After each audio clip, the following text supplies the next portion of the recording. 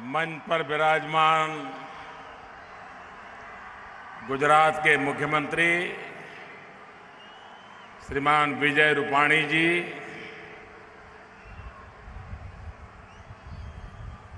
सभी वरिष्ठ महानुभाव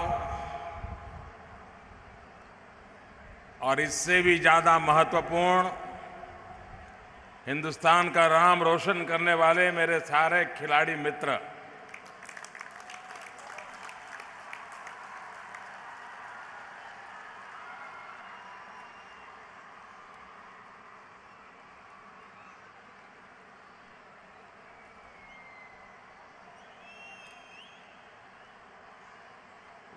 जो लोग इस इलाके से परिचित है,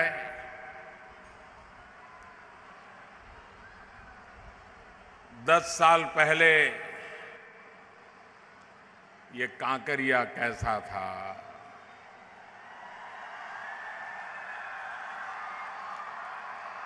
ये डेयरी का टूटा फूटा जर्जरित एक इमारत और ज्यादातर कुत्ते आकर के घुस जाते थे, ऐसी वीरान बंजर अवस्था में पड़ा था। अगर सपने देखने का सामर्थ्य हो तो दुनिया कैसी बदलती है वो यहां पर के देख सकते।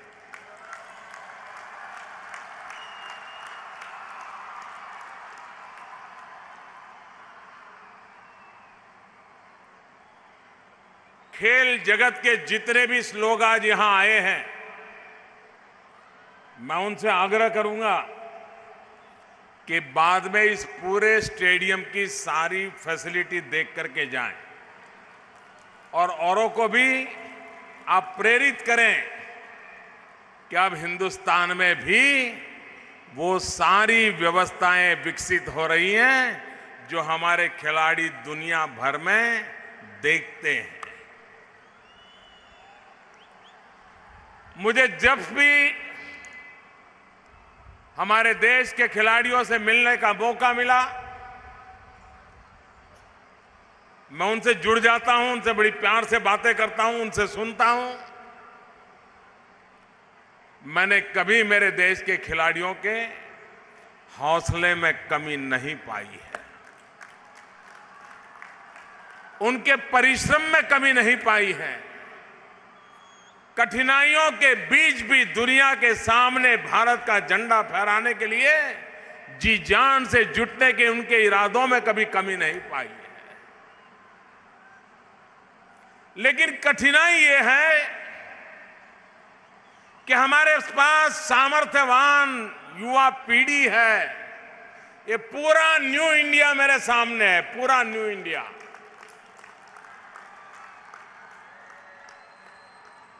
लेकिन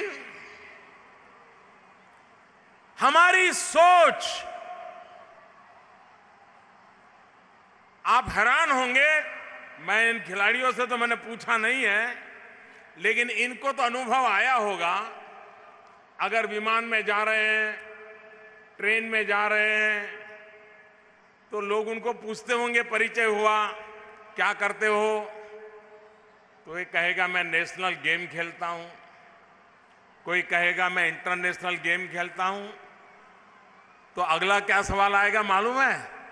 अगला सवाल इनको पूछते हैं, भाई तुम खेलते हो, नेशनल खेलते हो, इंटरनेशनल खेलते हो, करते क्या हो? यानी खेलना ये भी देश की बड़ी सेवा है, जीवन में कैरियर का रास्ता है। ये हमारे देश में किसी के गले नहीं उतरता है। इन सबको अनुभव होगा। वो कहेगा मैं नेशनल खेलता हूं, तो पूछते अच्छा खेलते हो, लेकिन और क्या करते हो? सीमा पर जो जवान खड़ा रहता है और कोई उनको पूछे तुम क्या कर रहे हो, तो कहेगा मैं सीमा पर जवान के तरह खड़ा रहता हूं। और फिर कोई उसे पूछे लेकिन आप काम क्या करते हो, तो उससे बड़ा दुर्दैव क्या होगा? मेरे खिलाड़ियों के साथ भी समाज के अंदर यही होता रहता है।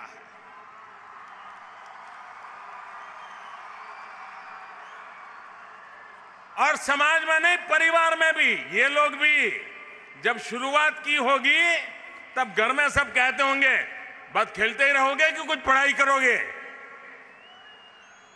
कुछ पढ़ना लिखना करना है कि नहीं करना है। सुबह होता ही निकल जाते हो। और कुछ लोग तो पुलेला गोपीचंद को भी कहते होंगे, कह रहे भाई तू मेरे बच्चों की जिंदगी मत बिगाड़। हमारे देश में ये माहौल है, ये माहौल मुझे बदलना है। खेल व्यक्ति के जीवन में तो कई ऊंचाइयों पाने का अवसर बन चुका है, लेकिन उन खिलाड़ियों के माध्यम से 125 करोड़ हिंदुस्तानी अपना माथा ऊंचा करके दुनिया के सामने जा सकते हैं।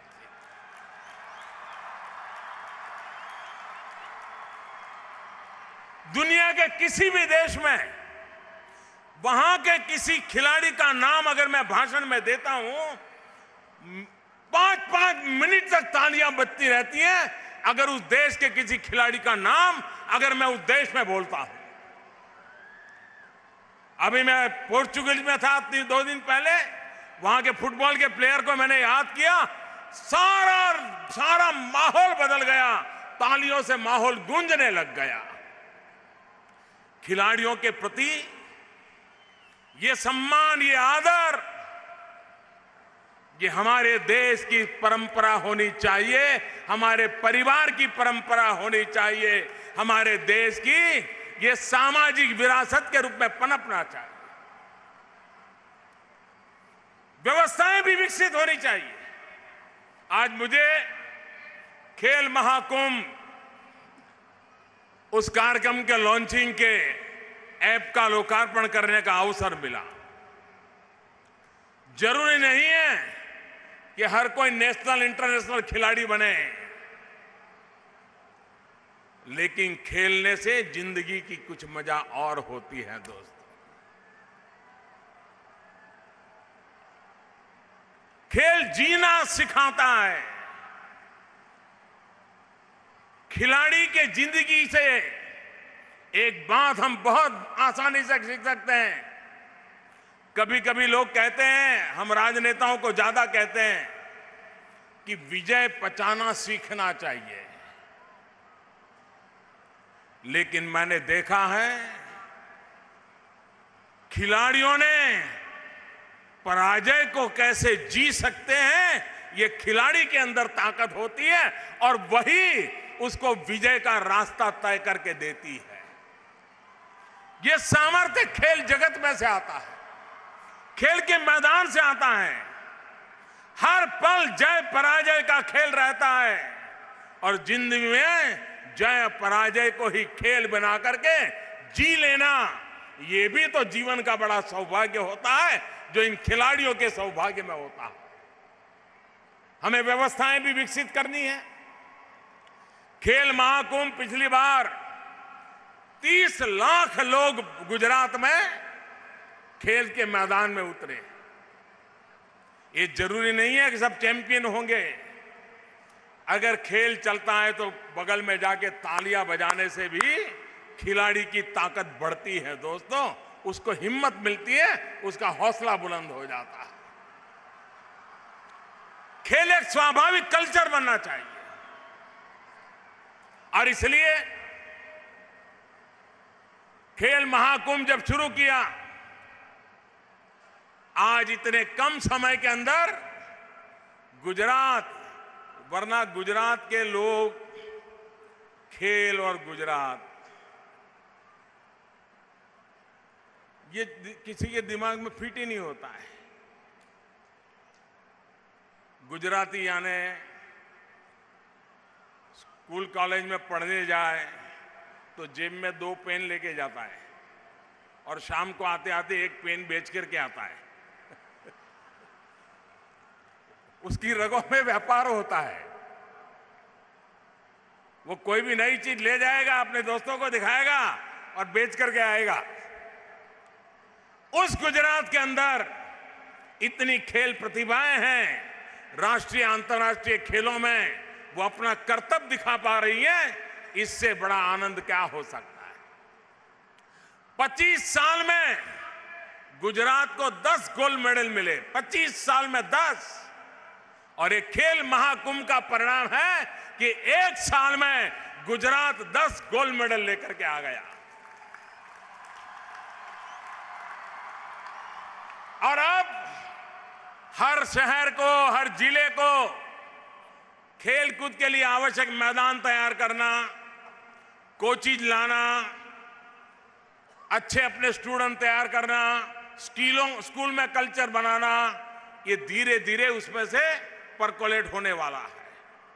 और जैसे गुजरात में हमने खेल महाकुंभ किया, अब पूरे देश में खेले इंडिया का हम अभियान चलाने वाले हैं। करोड़ों करोड़ों लोग खेले, और खेल ही है जो जिंदगी को खिलने के लिए अवसर देता है। और इसलिए आज जब मैं स्टेडियम को मैंने देखा, क्योंकि मैं प्रारंभ से इससे जुड़ा रहा इसलिए हर पल का पता था, लेकिन देखने के बाद मुझे लगा कि, और मैं उदित को कहूंगा कि पूरे दिन में आधा घंटा 1 घंटा स्कूल कॉलेज के युवकों को स्टेडियम का टूर कराने का कार्यक्रम बनाना चाहिए। गुजरात सरकार ने भी स्टूडेंट्स को इस स्टेडियम देखने के लिए लाना चाहिए। जब वो देखेंगे तो पता चलेंगे कि ये कितना बड़ा विज्ञान है, खेल के पीछे कितनी बड़ी ताकत लगती है, आधुनिक टेक्नोलॉजी खेल में कितना बड़ा रोल प्ले कर रही है, खेल जगत के लोगों के लिए खान पान पर कितने प्रतिबंध होते हैं, कितनी मर्यादाएं होती हैं। मुझे याद है हमारा पार्थिव, हमारे मित्र का बेटा है तो बचपन से हम उसको अच्छी तरह जानते हैं। उसके चाचा पार्थिव अच्छा क्रिकेटियर बने, सुबह 4 बजे स्कूटर पर इस बालक को लेकर के उसके चाचा लगातार स्टेडियम जाते थे। क्या पार्थिव? लगातार, और पूरी जिंदगी अपने भाई के बेटे को एक खिलाड़ी बनाने के लिए सुबह 4 बजे उठना, कितनी ही ठंड क्यों ना हो, स्कूटर पर उसको स्टेडियम तक ले जाना, वो खेले उसको प्रोत्साहित करना, उसमें से एक पार्थिव पटेल पैदा होता है। पूरा परिवार लग जाता है, पूरा परिवार लग जाता है। आप में से मैं सबसे आग्रह करूंगा, कभी दीपा से मिलिए। एक खिलाड़ी के रूप में तो सारा हिंदुस्तान जानता है दीपा को, लेकिन बहुत कम लोगों को पता होगा कि इससे बढ़िया मैंने कोई मोटिवेटर नहीं देखा है। कभी सुनिए उसको,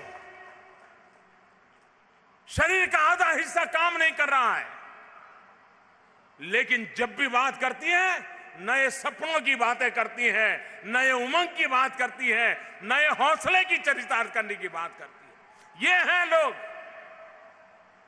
और ये हमारी युवा पीढ़ी के हीरो है। इनको लेकर के देश में खेल का माहौल बनाना है, देश की युवा पीढ़ी को प्रेरित करना है, आवश्यक इंफ्रास्ट्रक्चर खड़ा करना है, और पहली बार देश में पब्लिक प्राइवेट पार्टनरशिप के मॉडल से खेल जगत का एक नया मॉडल गुजरात ने दिया है। सरकार और उद्योग जगत मिलकर के, व्यापार जगत के मिलकर के हमारी नई पीढ़ी के लिए कैसा व्यवस्था खड़ी कर सकते हैं, इसका ये नमूना है। और मुझे विश्वास है कि आने वाले दिनों में ओलंपिक के मैदानों में भारत की भी गूंज सुनाई देगी, और अधिक ताकत के साथ सुनाई देगी, और अधिक व्यापकता के साथ सुनाई देगी। दुनिया के छोटे छोटे देश भी ओलंपिक में सफलता के कारण सारे दुनिया में अपना नाम बना देते हैं। 125 करोड़ का हिंदुस्तान भी उन सपनों को पूरा कर सकता है। वो सामर्थ्य हमारे देश में है। अवसर चाहिए नौजवानों को, व्यवस्था चाहिए नौजवानों को, और परिवार से पूरा समर्थन चाहिए नौजवानों को। यही नौजवान हमारे देश के भविष्य को बदलने का सामर्थ्य रखते हैं। और इसलिए एक ऐसी व्यवस्था खड़ी हुई है। मैं भी देश में जहां जहां खिलाड़ियों से मिलूंगा, मैं उनसे जरूर आग्रह करूंगा कि आप जरा इस व्यवस्था को देख के आइए, उसमें क्या और सुधार किया जा सकता है और क्या जोड़ा जा सकता है। धीरे धीरे देश में इस प्रकार की व्यवस्थाएं कैसे विकसित करें, खेल के मैदान की तरफ लोगों को आकर्षित कैसे करें। वरना आज वीडियो गेम के पीछे हमारा बचपन बर्बाद हो रहा है। दोस्तों, मुझे खेल के मैदान में बच्चे चाहिए, खेल के मैदान में। और मैं कभी स्कूलों में जाता था, जब गुजरात में था तो मैं स्कूलों में जाता था, 2-2, 3-3 दिन लगातार जाता था और बच्चों को एक सवाल पूछता था कि दिन में कितनी बार तेरे शरीर में पसीना निकलता है, कितना दौड़ते हो, पैर चढ़ जाते हो कि नहीं चढ़ जाते हो, सीढ़ी कितने तेजी से चढ़ पाओगे। और कभी मुझे दुख होता था, बहुत सारे बच्चे कहते थे नहीं जी, पसीना वसीना क्या होता है, स्कूल आते हैं सीधे ही घर चले जाते हैं और फिर कहीं बाहर जाते नहीं। ये बचपन हमारे लिए उज्जवलता की निशानी नहीं है। ये हम सबका दायित्व है कि हमारे परिवार के बच्चों को खेल के मैदान से जोड़े। साधनों के बिना भी खेल खेला जा सकता है। फुटबॉल मुझे अभी भी समझ नहीं आ रहा है। क्रिकेट में हमने अच्छा किया है, गर्व की बात है, करते रहना है। लेकिन फुटबॉल और हॉकी, इसको हम भूल नहीं सकते। मेरा साथी भूतिया यहां बैठा है, इसने देश का नाम रोशन किया है फुटबॉल की दुनिया में। इस बार अंडर 19 फीफा वर्ल्ड कप इस बार भारत में होने जा रहा है। मैं दुनिया के खिलाड़ियों को इसलिए ला रहा हूं, मेरे देश के जवानों की इच्छा जगे।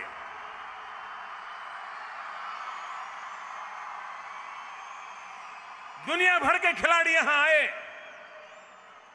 और इसलिए ये हमारा काम है। हम आने वाले दिनों में क्रिकेट के सिवाय भी बहुत खेल है जिनमें भारत अपनी महारत हासिल कर सकता है। शूटिंग के क्षेत्र में, तीरंदाजी के क्षेत्र में वैयक्तिक रूप से भारत के नौजवान अच्छा कर रहे हैं। और आपने देखा होगा खेल की दुनिया में भी बेटियां बेटों को परास्त कर रही हैं। दोस्तों, बेटियां नाम रोशन कर रही हैं। एक से बढ़कर के एक काम, हिंदुस्तान को गौरव दिलाने का काम हमारे देश की बेटियां कर रही है। अगर मेरे देश की बेटियों में ये सामर्थ्य है तो उससे बड़ी हमें प्रेरणा क्या चाहिए, इससे बड़ी प्रेरणा क्या चाहिए। आइए दोस्तों, देश भर के अंदर खेल जीवन का हिस्सा बनाने का एक अभियान चलाएं, व्यवस्थाएं विकसित करें, उद्योग जगत आगे आए, परिवार आगे आए, सरकारें आगे आए, समाज आगे आए और भारत खेल की दुनिया में भी अपना नाम रोशन करे। इसी एक कामना के साथ मेरी आप सबको बहुत बहुत शुभकामनाएं हैं। ये ऐसा कार्यक्रम है, नया हिंदुस्तान मेरे सामने बैठा है, यहां से जाने का मन न करे ऐसा माहौल है। लेकिन यहां से जाते ही रात को 12 बजे पार्लियामेंट में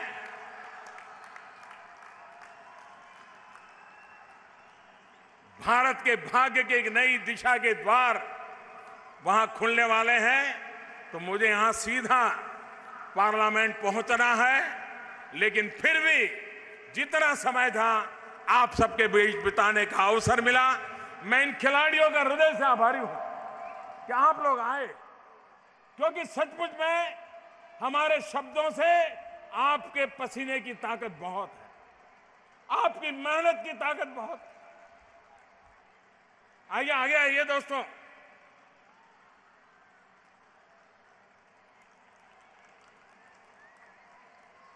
ये लोग हैं जिन्होंने देश का नाम रोशन किया है। और इसमें ताजा ताजा नाम आपने सुना होगा श्रीकांत का। श्रीकांत जरा हाथ ऊपर करो। श्रीकांत अभी अभी दुनिया में हिंदुस्तान का नाम रोशन करके आया है। भाइयों बहनों, ये है हमारे देश की अमानत। हम सब खड़े होकर के तालियों की गूंज से इनका सम्मान करें।